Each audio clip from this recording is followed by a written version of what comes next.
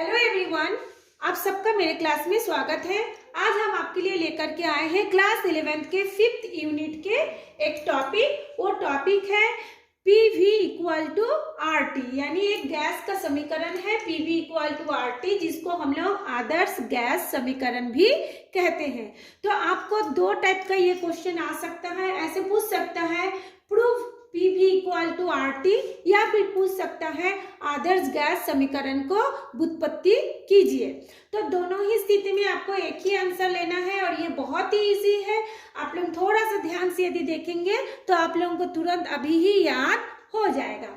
तो चलिए देखते हैं आदर्श गैस समीकरण क्या है। यदि गैस की एक निश्चित मात्रा के लिए, कोई भी एक गैस आप ले लीजिए, उसकी एक निश्चित मात्रा ले लीजिए। मान लेते हैं हम 1 मोल गैस लिए, 2 मोल गैस लिए, है ना। तो किसी भी गैस की एक निश्चित मात्रा के लिए बॉयल्स का लॉ यानी बॉयल्स का नियम, चार्ल्स लॉ यानी चार्ल्स का नियम और एवोगाड्रो का लॉ का योग करने पर, यदि हम तीनों को योग कर देते हैं, है ना, योग करने पर उनके बीच में एक संबंध स्थापित हो जाता है, उसे ही आदर्श गैस समीकरण कहते हैं।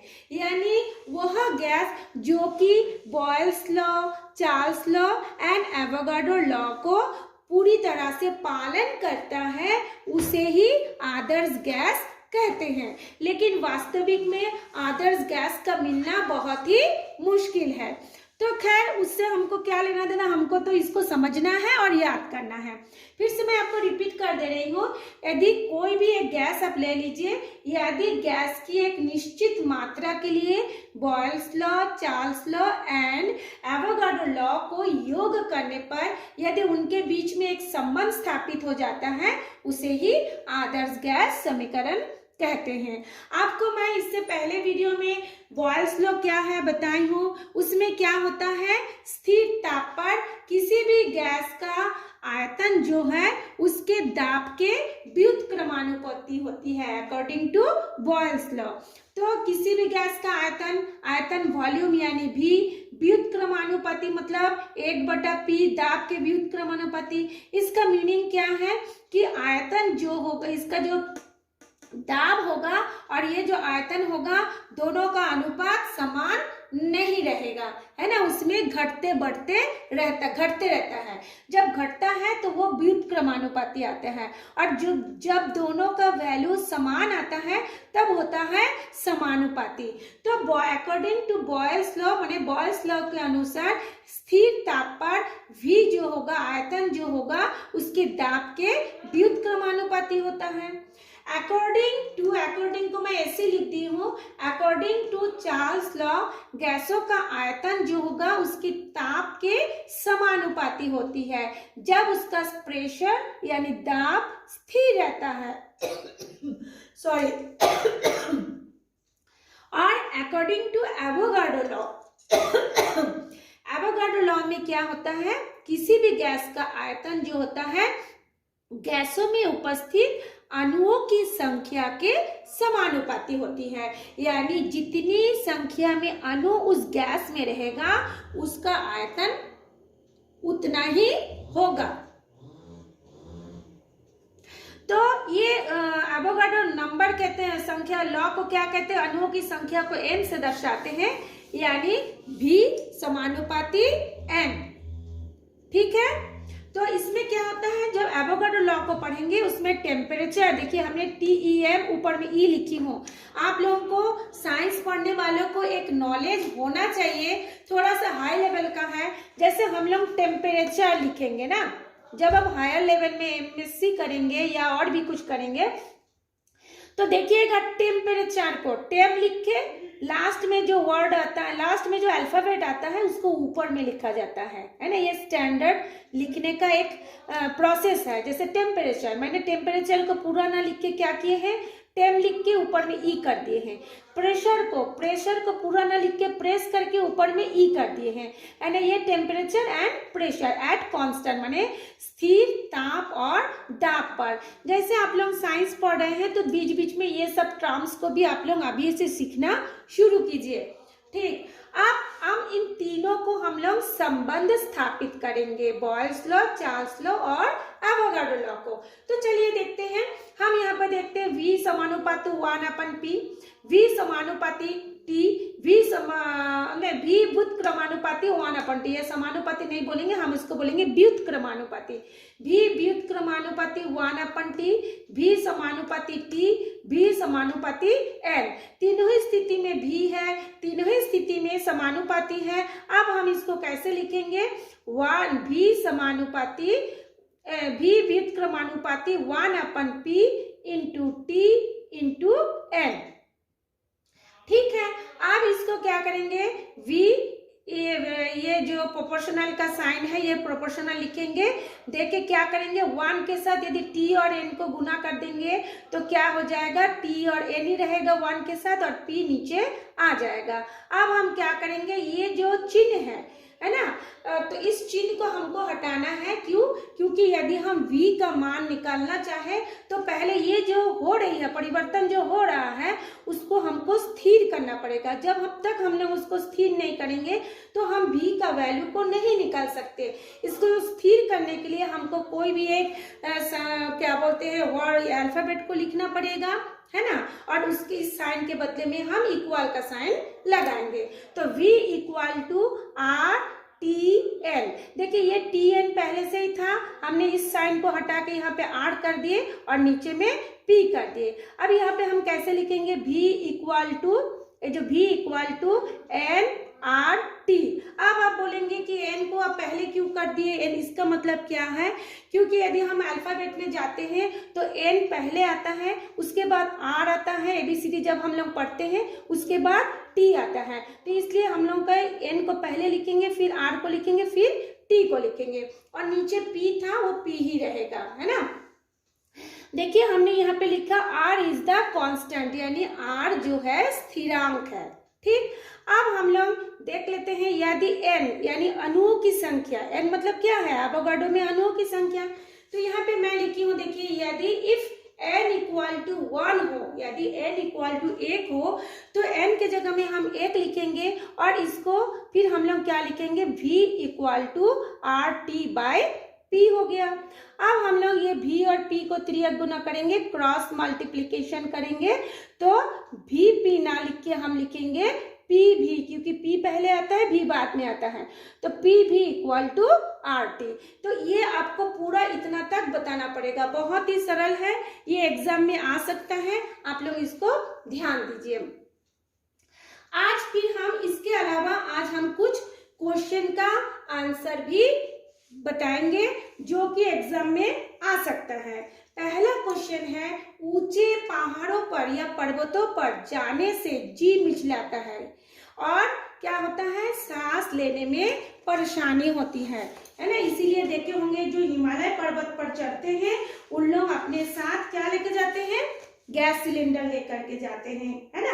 तो ऐसा क्यों होता है? ऐसा इसलिए होता है कि ऊंचाई पर वायुमंडल का दाब में कमी आता है। जैसे जैसे पृथ्वी के नीचे की ओर जाएंगे दाब में वृद्धि होती है और जैसे जैसे ऊपर पर जाएंगे हवा का प्रेशर कम हो जाता है। तो आपको बताना है ऊंचाई पर वायुमंडल की दाब में कमी आती है, जिससे गैस क्या होता है? हल्का हो जाता है, विरल हो जाता है। विरल का मतलब उनके अणुओं का दूर दूर हो जाता है, घनत्व कम हो जाता है ना, जिससे गैस विरल हो जाते हैं, जिसके फलस्वरूप ऑक्सीजन की मात्रा भी कमी होती है। अतः पर्वतारोही को श्वसन के लिए कम ऑक्सीजन प्राप्त होती है, जिसके कारण यदि ऑक्सीजन हमको कम प्राप्त होगा तो हमारा शरीर क्या होगा? जी मिचलेगा और सांस लेने में परेशानी का अनुभव करेंगे। इसलिए अपने साथ ऑक्सीजन का सिलेंडर साथ में लेकर जाते हैं। तो अब इसका मेन आंसर है कि ऊंचे पहाड़ों पर क्या होता है? जैसे हम ऊंचाई पर चढ़ते हैं वायुमंडल का दाब कमी हो जाता है, जिसके कारण ऑक्सीजन की कमी हो जाती है, जिस कारण हमको सांस लेने में कठिनाई होती है।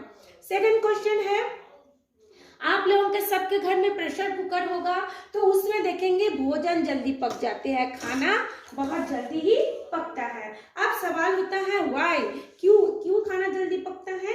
क्योंकि प्रेशर कुकर में क्या रहता है? उसका ढक्कन रहता है और उसका सीटी रहता है, पूरी चारों तरफ से बंद रहता है ना। तो प्रेशर कुकर में उच्च दाब के कारण जल का क्वथनांक बढ़ जाता है क्वथनांक मतलब आप सब कोई जानते हैं, पानी जब गर्म होता है तो वो क्या होता है, उसका भाप बनता है, जब वो उबलने लगता है तो उसको कहते हैं क्वथनांक, है ना। जैसे बॉइलिंग पॉइंट, मेल्टिंग पॉइंट आप लोग पढ़े होंगे, तो पानी जब उबलने लगता है उसका क्वथनांक। और यदि पानी नीचे से ताप पाके उबल रहा है लेकिन उसका भाप बाहर नहीं निकल पा रहा है, यानी पानी का क्वथनांक और ज्यादा बढ़ जा रहा है, जिससे भोजन को पकने में क्या होता है, बहुत अधिक ताप मिल जाता है। और बहुत अधिक ताप मिलने के कारण वो क्या होता है, भोजन जल्दी से पकता है। लेकिन इसमें एक चीज है, आप बोलेंगे क्यों बीच बीच में तो वो सीटी भी मारता है। हाँ, जब उसको बहुत ज्यादा ताप हो जाता है, बहुत ज्यादा भाप बनने लगता है, जो कि अंदर और सहने लायक नहीं रहता है, फटने की स्थिति में आ जाता है, तब वो हवा क्या करता है, एक छोटे से जो आपका सेफ्टी वाल्व रहता है, और ये से जो सीटी मारने के लिए जो जगह रहता है, वहां से फिर वो भाप एक प्रेशर के साथ निकल जाता है। ठीक, तो क्या रहता है, उच्च ताप के उसका क्वथनांक, जल के क्वथनांक या जो भी आप डालते हैं उसका क्वथनांक बढ़ने के कारण ताप वृद्धि होती है, जिसके कारण प्रेशर कुकर का खाना जल्दी से पक जाता है। थर्ड क्वेश्चन है, गर्मी के दिनों में सोडा वाटर का बोतल को ठंडे पानी या फ्रिज में रखी जाती है या फिर ठंडे स्थान में रखा जाता है, ऐसा क्यों? आप लोग सभी कोई सोडा वाटर पिए होंगे, कोई भी कोको कोला कोई भी कोल्ड ड्रिंक्स आप लोग पीते होंगे तो देखे होंगे कि फ्रिज से निकाल के देते हैं, है ना। ऐसा क्यों? क्योंकि हम सब जानते हैं कि सोडा वाटर में कार्बन डाइऑक्साइड गैस घुला हुआ अवस्था में रहता है, क्या रहता है, उच्च दाब पर। अब ये कार्बन डाइऑक्साइड गैस को यदि हम पानी में घोलना चाहे तो वो तो आसानी से घुलेगा नहीं, तो उसके लिए क्या करते हैं कि उस पानी में, वो मीठा पानी में कार्बन डाइऑक्साइड गैस को एक प्रेशर के साथ पानी में घोला जाता है ना, एक प्रेशर देके उसको घोलते हैं। तो उच्च दाब पर कार्बन डाइऑक्साइड गैस उसमें घुला रहने के कारण क्या होता है, ताप के बढ़ने पर उसकी विलयता में कमी आते हैं, यानी यदि ताप हम लोग बाहर रख देंगे तो ताप बढ़ेगा, यानी बोतल गर्म हो जाएगा। उस समय कार्बन डाइऑक्साइड अच्छी तरह से पानी में घुला हुआ अवस्था में नहीं रहेगा, तो घुला हुआ अवस्था में नहीं रहेगा यानी गैस बन के ऊपर की ओर रहेगा, है ना। तो जब वो घुलेगा नहीं, अलग से एक गैस बना लेगा, अलग से एक हवा बना लेगा, तब वो क्या करेगा, बॉटल के दीवारों में जाके अंदर से दबाव डालेगा, है ना। तो दबाव डालने से उसके दीवार जो होगा, बॉटल का दीवार, चाहे वो कांच हो प्लास्टिक हो, तो वो क्या हो जाएगा, प्रेशर पड़ने के कारण बोतल को टूटने का भय रहता है, डर रहता है। और बोतल को टूटने से बचाने के लिए गर्मी के दिनों में ये जो कोल्ड ड्रिंक्स का बॉटल है उसको या तो फ्रिज में रखा जाता है या ठंडा स्थान में या जल में डुबो करके रखा जाता है। आपका फोर्थ क्वेश्चन है, स्वचालित वाहनों में, स्वचालित मतलब जो खुद चलाते हैं, है ना, जैसे मान लीजिए 4 व्हीलर हो गया, 2 व्हीलर हो गया, स्वचालित वाहनों में ठंड की अपेक्षा गर्मी में कम वायु भरी जाती है। आप लोग देखे होंगे हवा कम भरा जाता है, ऐसा क्यों होता है? आप लोग सब कोई साइकिल भी चलाते होंगे, है ना, तो उसमें देखेंगे हवा थोड़ा सा कम भरा जाता है, जबकि ठंड में फुल हवा भरते हैं। ऐसा क्यों है? ऐसा इसलिए होता है क्योंकि जैसे मान लीजिए कि हवा क्या करता है, गर्मी के दिनों में सूरज की गर्मी के कारण हमारा जो रोड रहता है ना, वो भी गर्म होता है और सूरज का भी गर्मी रहता है। तो दोनों के गर्मी के कारण ये टायर के अंदर की जो हवा है वो भी गर्म हो जाता है, क्योंकि जब टायर चलता है तो घिसता है ना, तो टायर घिसने के कारण वो भी अंदर का हवा भी क्या होता है, गर्म हो जाता है। और हम सबको ही जानते हैं कि कोई भी चीज गर्म होता है तो वो फैलता है, यानी उसका आयतन में प्रसार होता है, वो ज्यादा जगह को घेरता है। अब वो ज्यादा जगह को घेरेगा और उसके पास उतनी जगह अवेलेबल नहीं होगा, तो फिर वो क्या होगा, दबाव डालेगा, और दबाव डालने से फिर क्या होगा, ट्यूब जो है वो फट सकता है या फटने का डर रहता है, या कभी कभी अपने आप धूप में रखेंगे साइकिल तो देखे होंगे फट जाता है, टायर ब्लास्ट हो जाता है ना। तो इसी कारण क्या होता है, गर्मी के दिनों में जो स्वचालित वाहन होते हैं उसमें कम वायु भरा जाता है। ठीक, एक क्वेश्चन और है, मरकरी कांच में क्यों नहीं चिपकता है ना। ये भी बहुत इंटरेस्टिंग एक क्वेश्चन है। मरकरी आप सब जानते हैं, पारा को मरकरी कहा जाता है।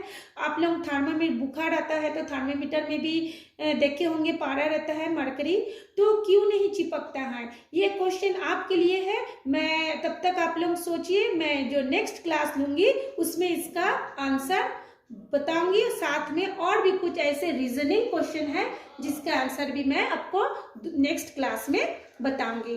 तो तब तक आप इसको पढ़िए और इस क्वेश्चन का आंसर भी लिख लीजिए, अपने कॉपी में नोट कर लीजिए और याद करते रहिए। आप लोगों का एग्जाम भी आने वाला है। चलिए, थैंक्स फॉर वॉचिंग मी।